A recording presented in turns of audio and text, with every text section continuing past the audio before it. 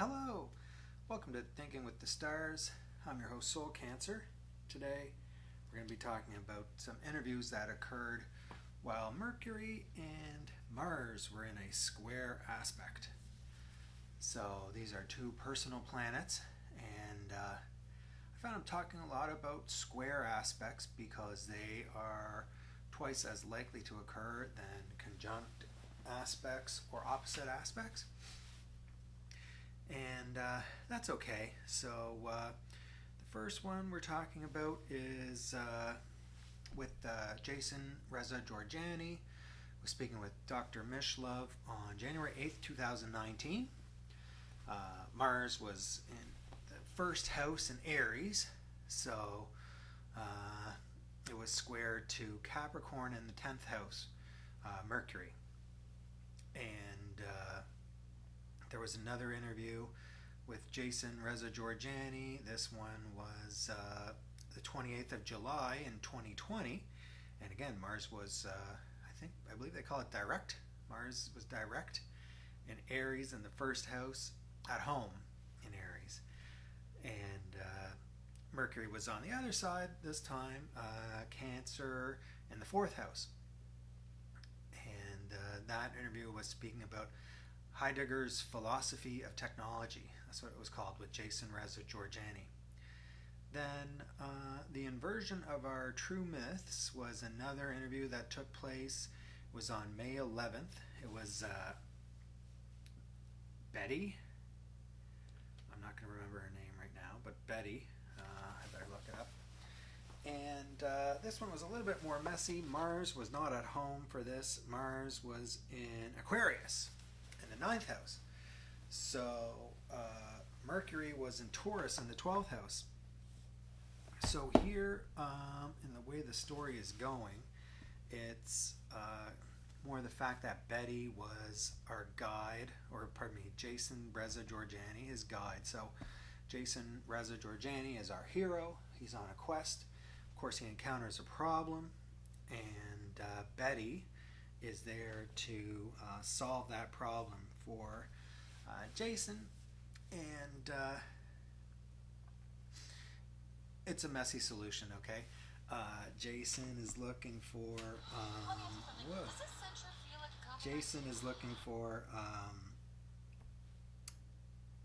he's more what I'd consider an anti-hero at this point.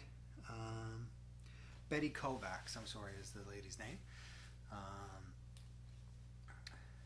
Jason is what I'd consider an anti-hero when we get started. I mean, not necessarily. So basically what he's saying, and I'm kind of lumping both his interviews together and trying to get an idea of Dr. Reza Jorjani's position. He's saying that Armageddon, okay, Armageddon was something which we should be actively seeking, okay?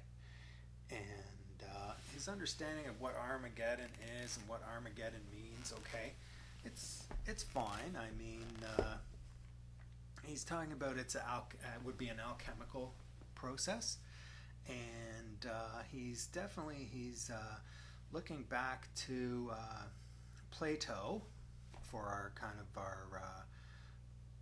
Western philosophical foundation for why he's thinking this, but it's based on, here he's citing Fedorov, who was a Russian cosmist, and he was saying that when Plato had his idea of the pure forms, that came from Zoroastrianism, which was influential on the Greek philosophy.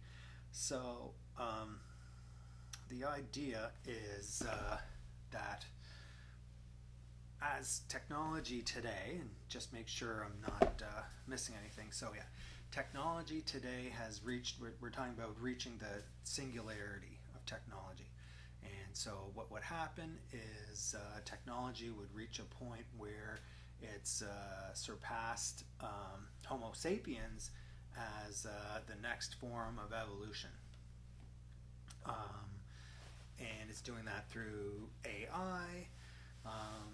Technology humiliates us by being better at us than things that we were normally considered ourselves good at, and technology makes us feel that life is meaningless, and we feel listless. So I think this is stemming from like the virtual reality the reality simulators, virtual reality, that are so much more rich compared to real life. Okay, so these are real concerns. So this is where that drive for Armageddon, would alchemically transform us and bring us closer to that realm of pure forms. Now, we seem to have the choice here, either to make the best of it. So, and my response would be that technology humiliates us. This is when we refuse to adapt. Okay, so we need to find kind of our niche, external to programming and design. Those are the sorts of work that doesn't enrich us, and the reason why, I guess we'll get to a little bit later. Right. So what happens is Jason's also talking about how crystals. He seems to have access to some kind of study that I wasn't able to find.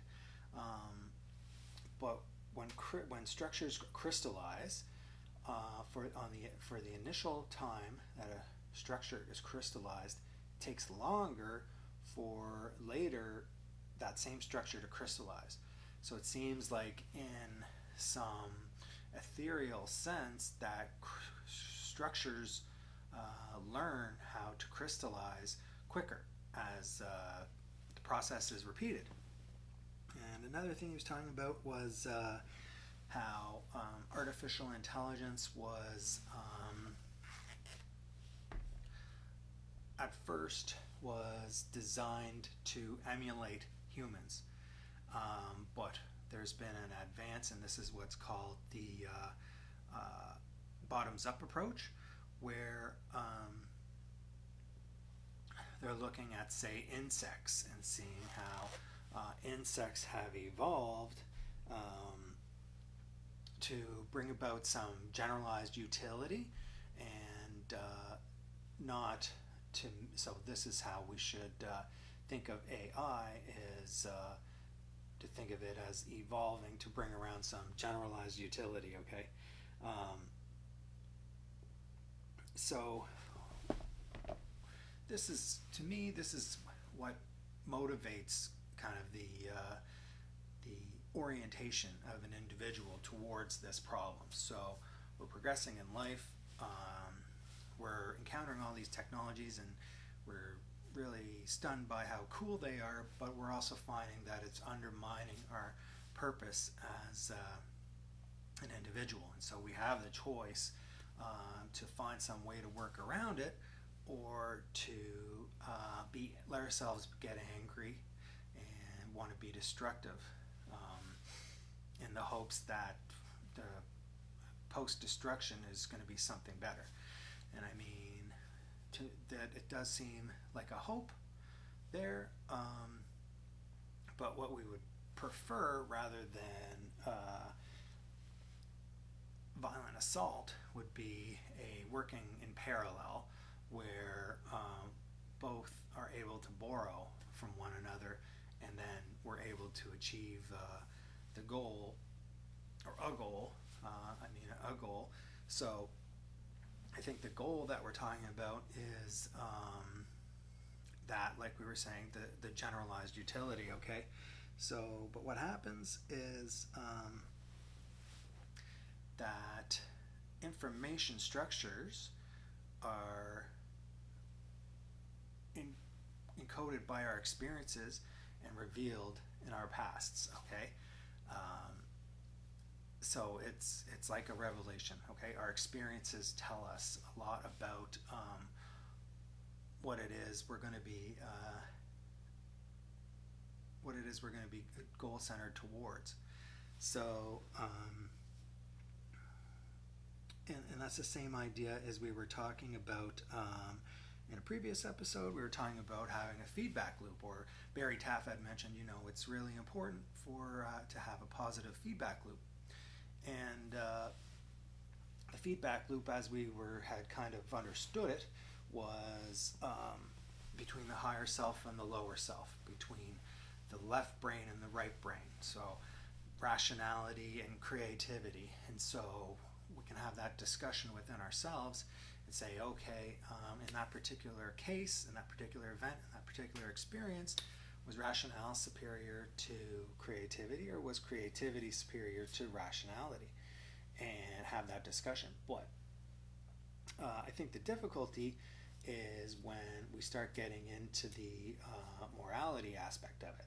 So the morality aspect of it is when we're having that problem of what makes a positive feedback loop as opposed to a negative feedback loop. So what makes a sociopathological feedback loop inferior to a positive feedback loop? And I mean, for me, it seems like it's that the experiences that we have influence the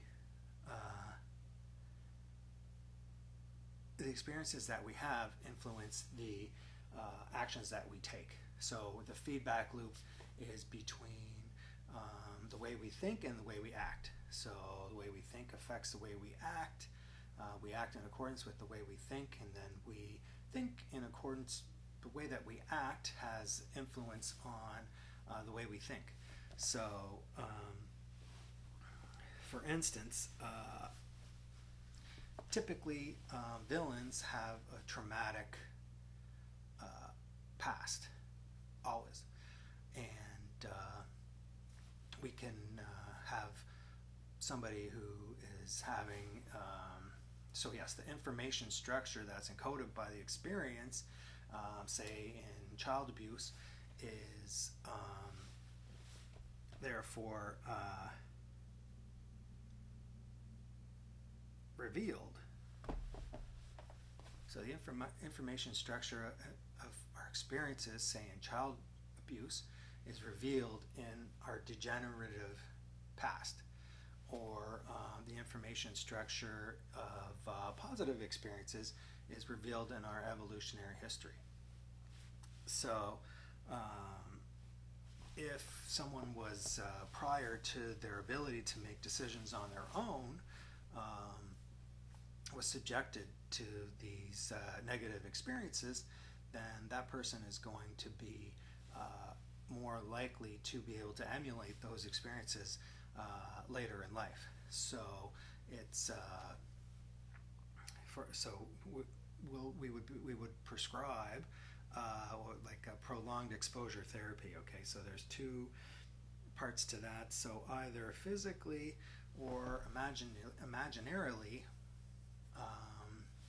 recounting those negative experiences and tapping in, trying to deeply go into the psyche and understand, relive those experiences, either alone or involving other people who were there.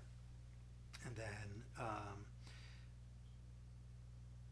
what we would do is we would reframe those moments, those negative experiences, as learning processes, learning moments, and then they would become additional pieces of technology that we can use then later to achieve our goals, the generalized utility, much like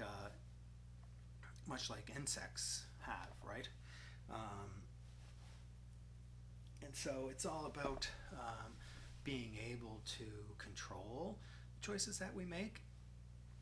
And the way we control the choices that we make is by taking control of our own minds and not allowing ourselves to be the victim of our negative experiences in our childhood.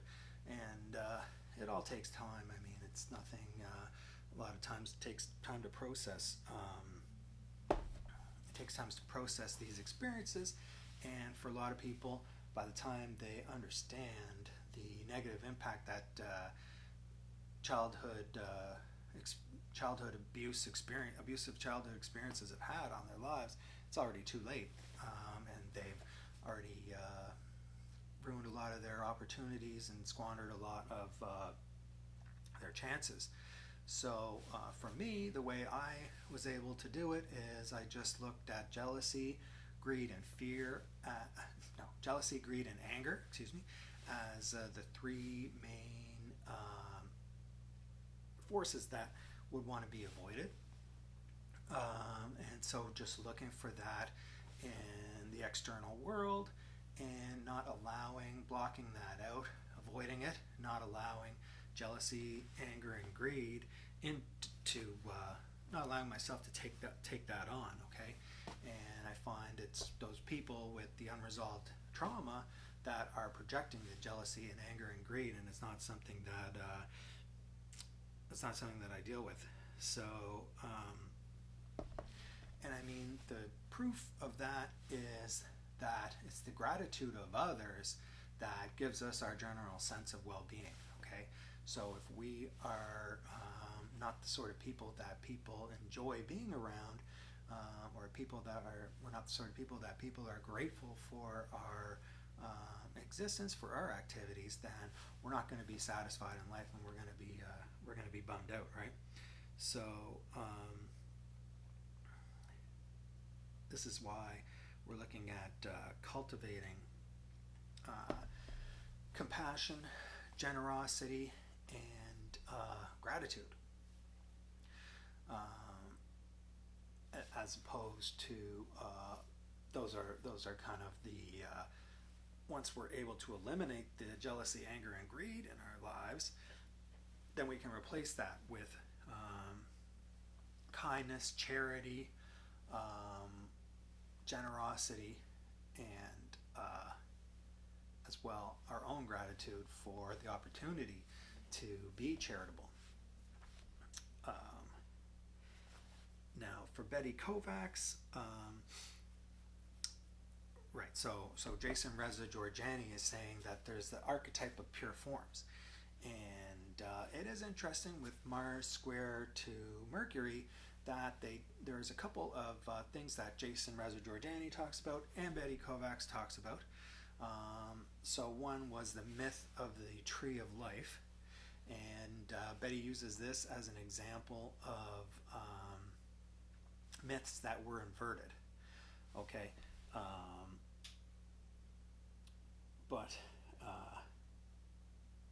Right, and they were both speaking about inversions as well. Jason Reza Jorjani was speaking about the inversion of the will to power. Right, so there were three archetypes that Betty Kovacs had cited. And so, right, Jason Reza Jorjani was talking about the archetype of pure forms, doubling back there, or circling back, how by actively pursuing Armageddon, we're going to alchemically transform humanity into something that was closer to the archetype of pure forms, okay? But the mistake he's making, in my view, is that archetypes are not the sort of thing that can be reconciled pure, okay? There are archetypes that are in conflict with each other, okay? So if we wanted to kind of level the playing field and resolve into an archetype of pure forms, then how are this archetypes that are in conflict with each other, how are they going to play out? Okay, like where are they going to? Everything's been destroyed, so there's not going to be any room for this conflict, which is a natural conflict. And to me, the natural conflict is, as Betty had described it, between the scientist and the mystic.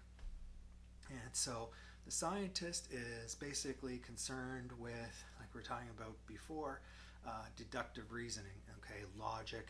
It's looking at the past. It's able to predict the future, although unprecisely. It's not able to precisely predict the future, but that's the idea of science. The goal of science would be if we could deductively master all the possibilities, then we would know exactly what's going to happen. And this is the role that the mystic plays in the resolving of that. Is mystic is characterized by the togetherness, oneness with God. Okay, so it's the thing that science is never going to achieve, is that oneness with the faith, the inductive reasoning. It's almost the same as the left brain is the rational portion, and the right brain is the creative portion.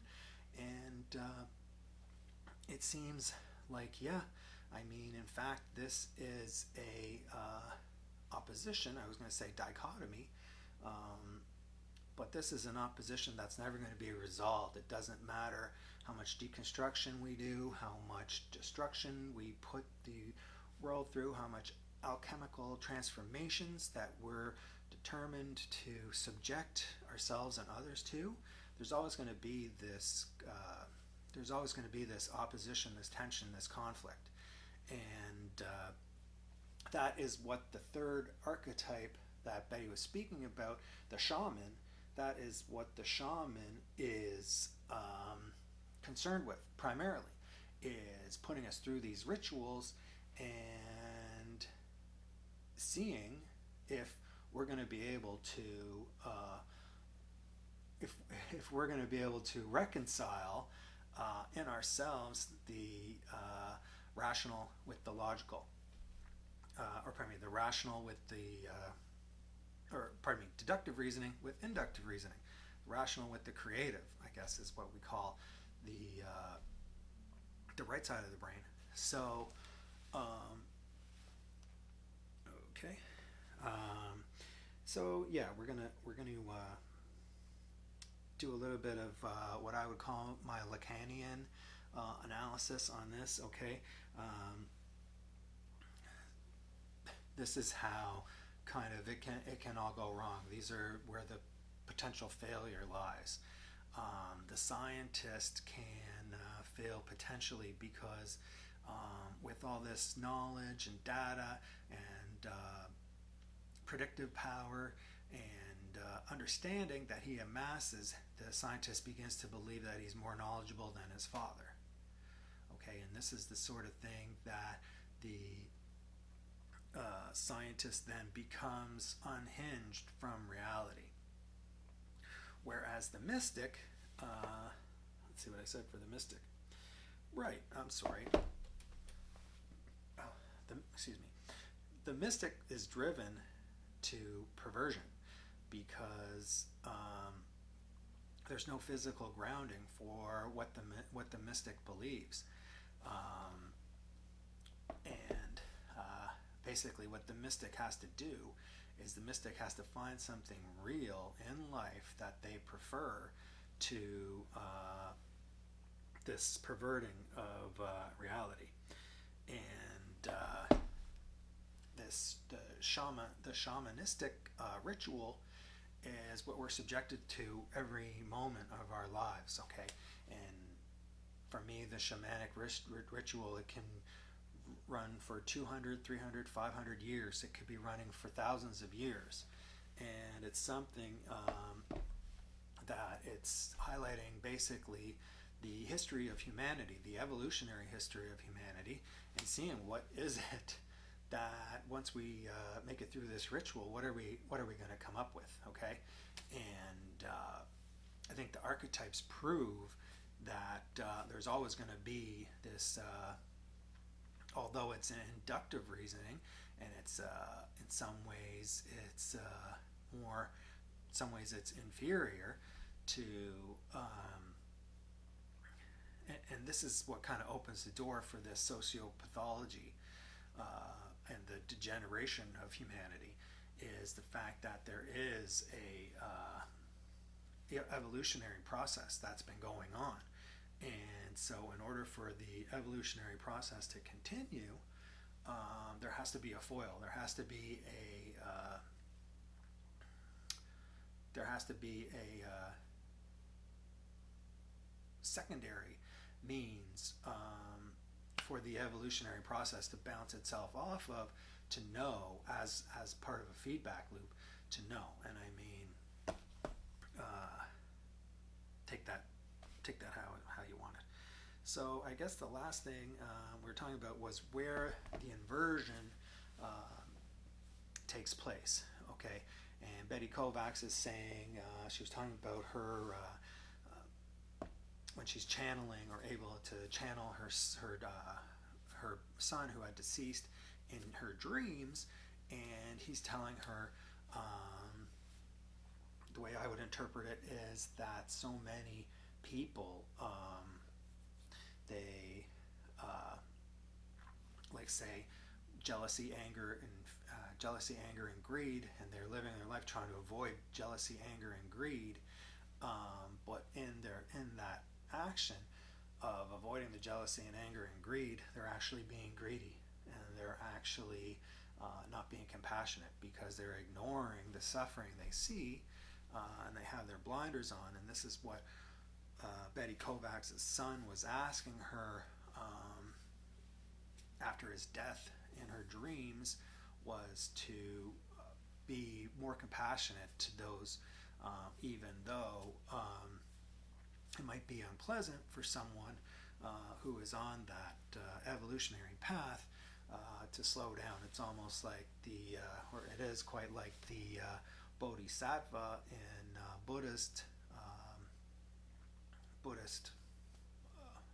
Buddhism, where the bodhisattva has, they know what it means to achieve enlightenment, but as part of their oath is, prior to achieving enlightenment, is they're going to stop, and they're going to come back to the elements of society that need help, and they're going to be there and support those elements of society that need the help. Okay,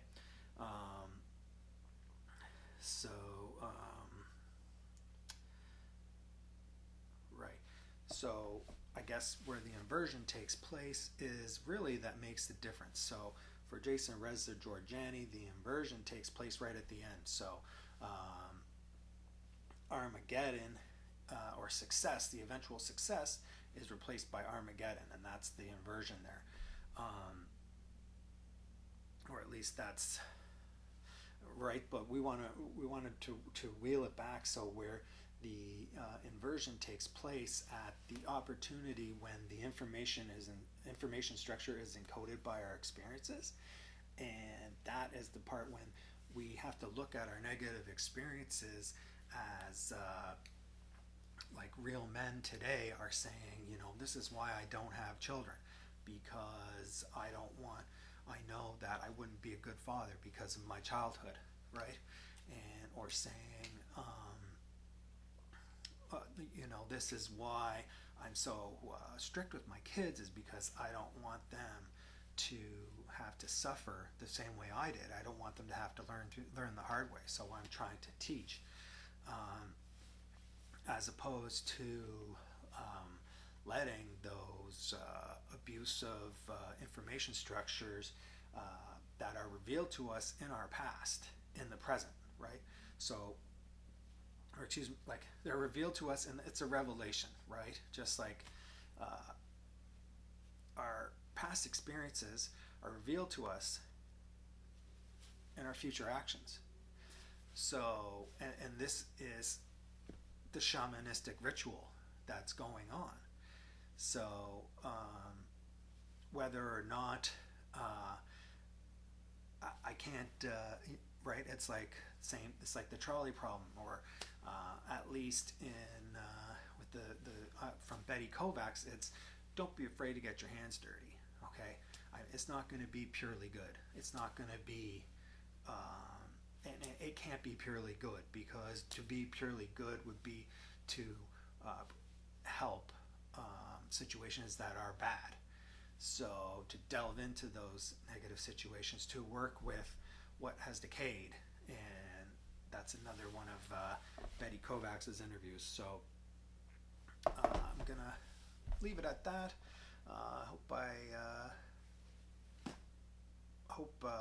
I was able to show how Jason Reza Jorjani is on a hero's quest, and how Betty Kovacs was able to provide some wisdom and some guidance to help that quest be successful, even though there's a lot of potential for failure and for needless suffering. Okay, and it was all under the astrological aspect of Mars square to Saturn, and of course these are, I'm tapping into, I didn't mention this, Jeffrey Mishlove's I can't say enough good things about him. His New Thinking Aloud channel, where he does this, he talks about things that are really in a really knowledgeable manner. Okay, so thanks very much, and all the best.